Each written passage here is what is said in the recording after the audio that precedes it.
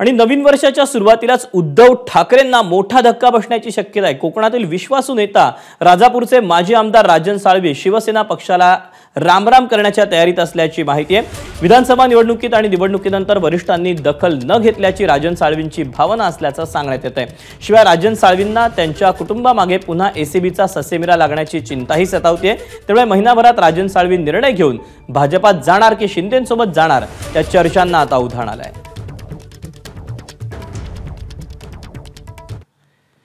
राजन साळवी उद्धव ठाकरेंची साथ सोडणार असल्याच्या बातमीवर शिवसेना खासदार नरेश म्हस्के आणि भाजप आमदार प्रवीण दरेकर यांनी काय प्रतिक्रिया दिली तीही पाहूया।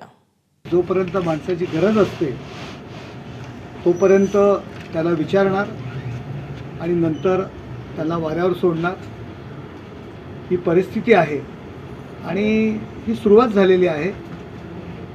ती बोट बुडणार आहे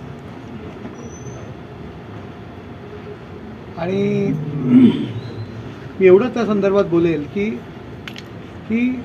पोटी लागायला भारतीय जनता पार्टी हा काम करणाऱ्यांसाठी उत्तम पर्याय, क्षमतावान कार्यकर्त्यांसाठी त्या ठिकाणी एक चांगलं प्लॅटफॉर्म या पक्षाचं असू शकतं।